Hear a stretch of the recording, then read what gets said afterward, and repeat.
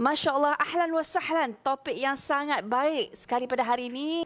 Dan insya Allah bersama dengan saya ialah Ustaz Dr. Nur Muhammad Hadi Zahlan, pengasas Pertubuhan Akademi Al-Bayan. Dan topiknya of course, fiqh wanita, perbaiki solat kita.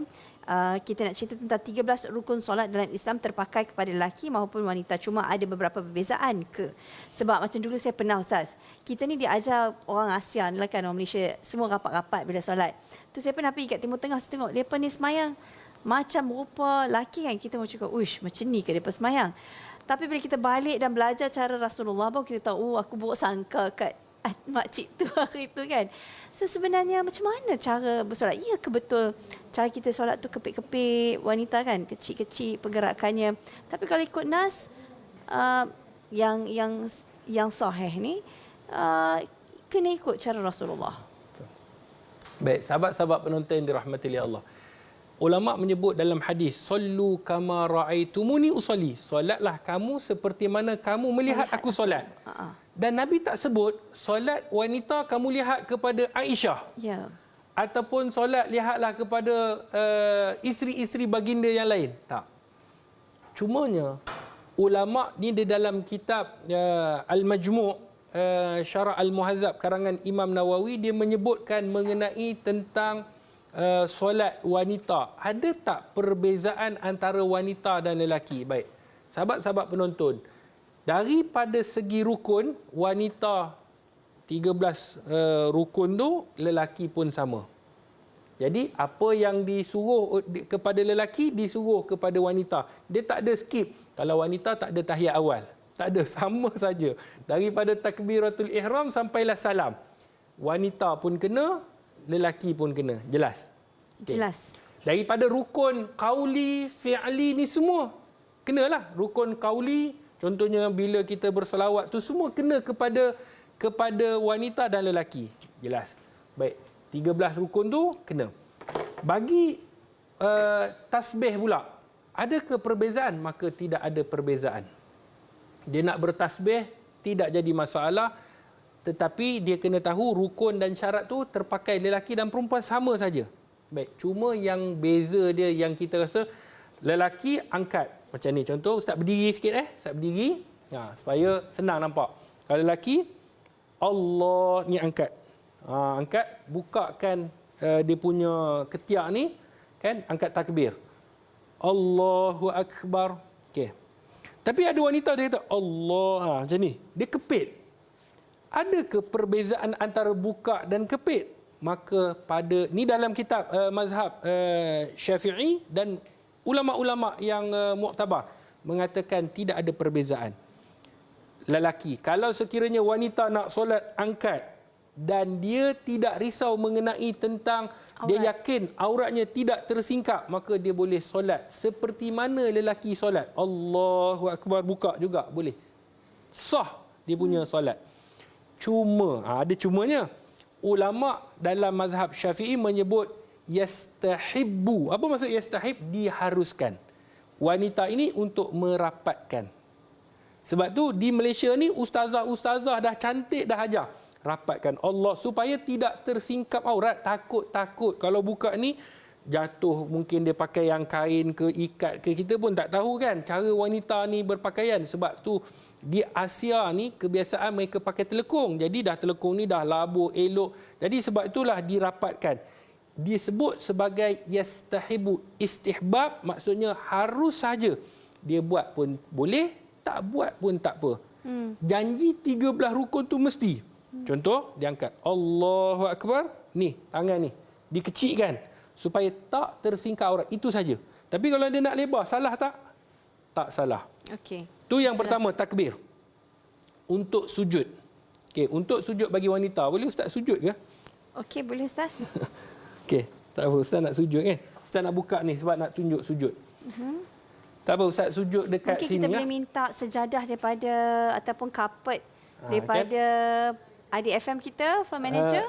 Sebelum tu, kita nak rukuk dulu, rukuk. Bagi rukuk lelaki, kan? Contohnya rukuk lelaki ni, kita rukuk macam ni lah.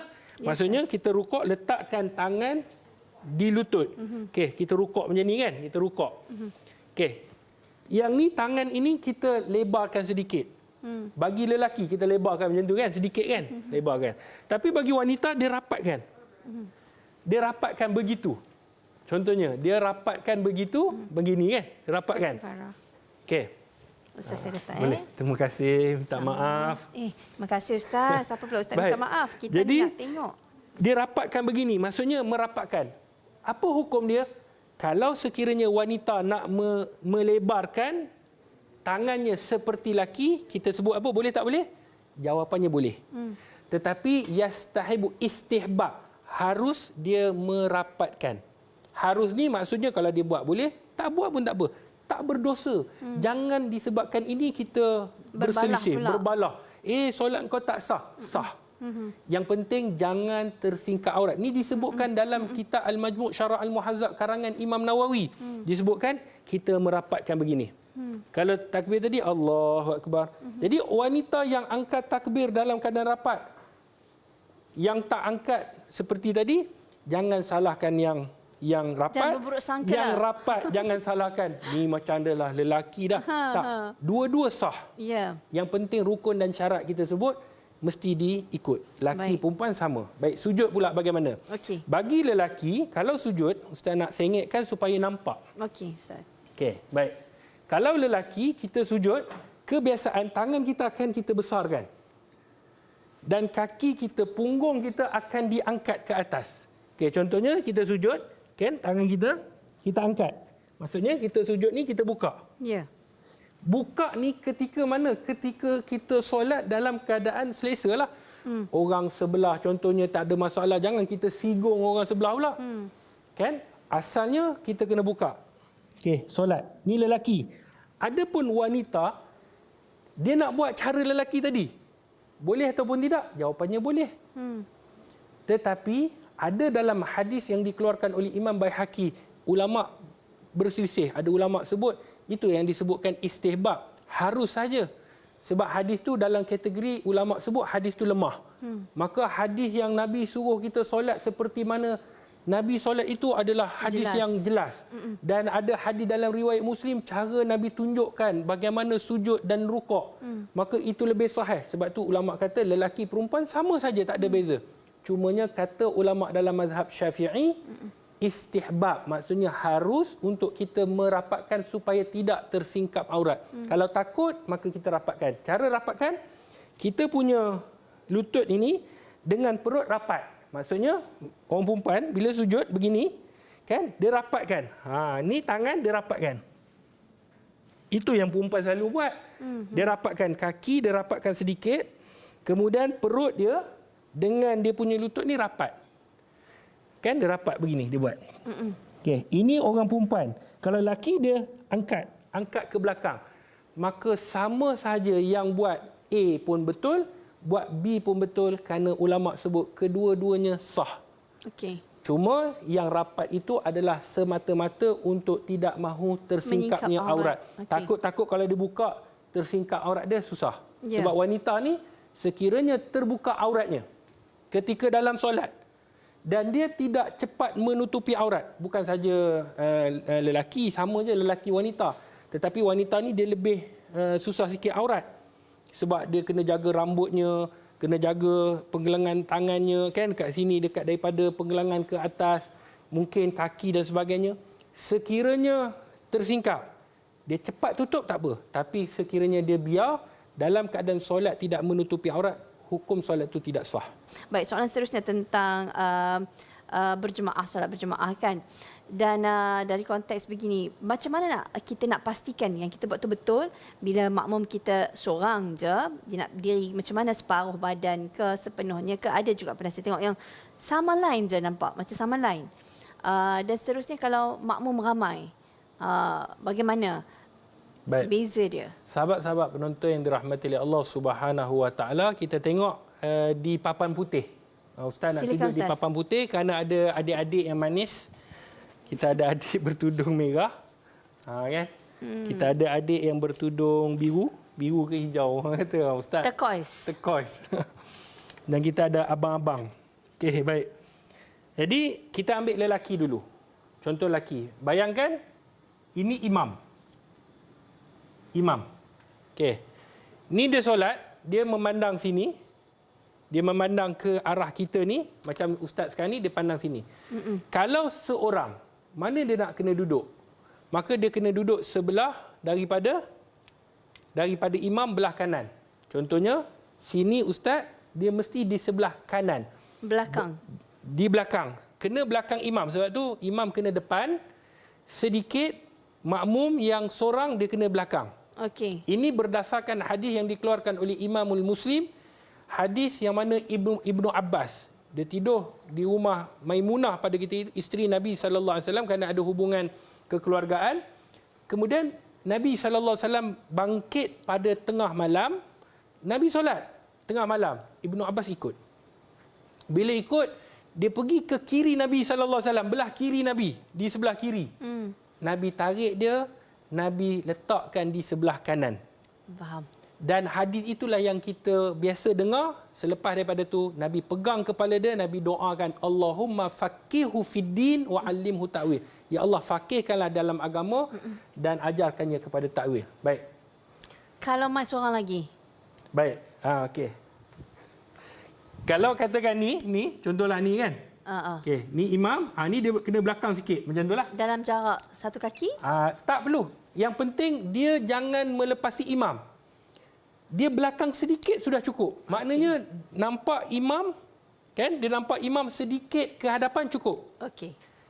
Bagi lelaki ataupun wanita sama. Okey, ni katakanlah untuk lelaki.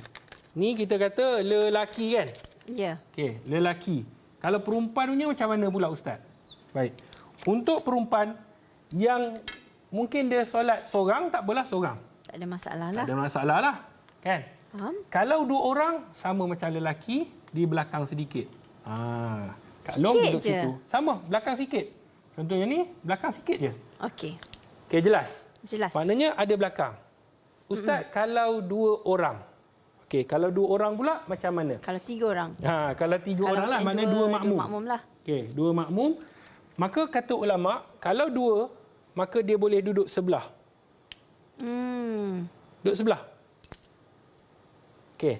Adapun wanita, mana dia nak duduk? Datang Kak Long seorang ni lagi, dia nak duduk mana? Lah kot. Dia duduk sebelah sini. Oh, macam tu. Apa dalil dia perbezaan antara lelaki dan perempuan, Ustaz? Nampak dia beza. Sebab nampak? apa? Wanita seperti mana dalam hadis Nabi sallallahu alaihi wasallam, Aisyah radhiyallahu anha ketika mana solat berjemaah dengan wanita, Aisyah solat di tengah-tengah. Makmum wanita. Wanita saja. Maka dia duduk di tengah-tengah. Dia keluar sedikit hadapan seperti mana solat lelaki dengan seorang tadi. Macam seorang perempuan dengan seorang. Sedikit. Tetapi sekiranya ada ramai jemaah, maka wanita ni dia kena keluar sedikit hadapan saja dan di samping ditutup supaya tidak mengetahui siapa imam. Sebab tu Islam dia mengajar supaya wanita ini, kan dalam hadis, sebaik-baik solat wanita adalah di rumah. Ya. Sebab apa di rumah? Supaya tidak timbulnya fitnah. Bukanlah kerana wanita itu fitnah, tetapi hati-hati yang jiwanya penuh dengan penyakit dan sebagainya. Sebab tu spesialnya wanita ni Allah jaga sampai soft wanita pun Nabi SAW suruh berhati-hati jaga. Supaya dia tidak ke hadapan seperti mana lelaki.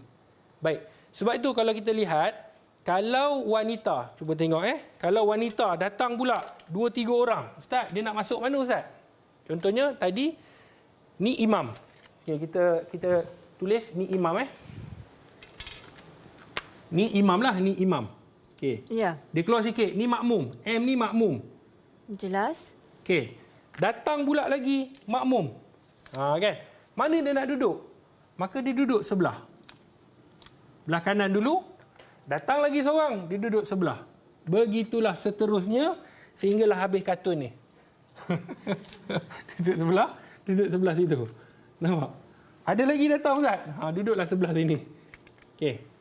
Jadi imam dia nampak tak beza dia? Nampak? Bezanya dia keluar sedikit saja. Sedikit saja. Jangan dia melebih. Contoh Kak Long ni, mana boleh saya nak keluar depan lagi sikit. Contoh, ni jenis orang Kedah sebut ketegak. Jadi dia nak keluar. Dia tak dikira sebagai solat berjemaah. Sebab solat berjemaah mesti imam depan.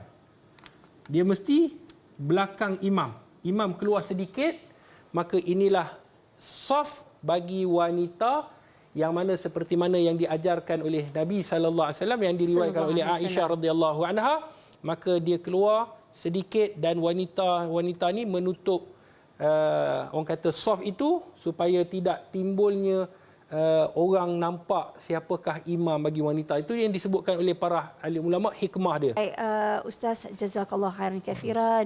Ya Allah, Ustaz, ajar kita solat ni satu benda yang sangat special sebab dia pokok dalam kehidupan seorang Islam.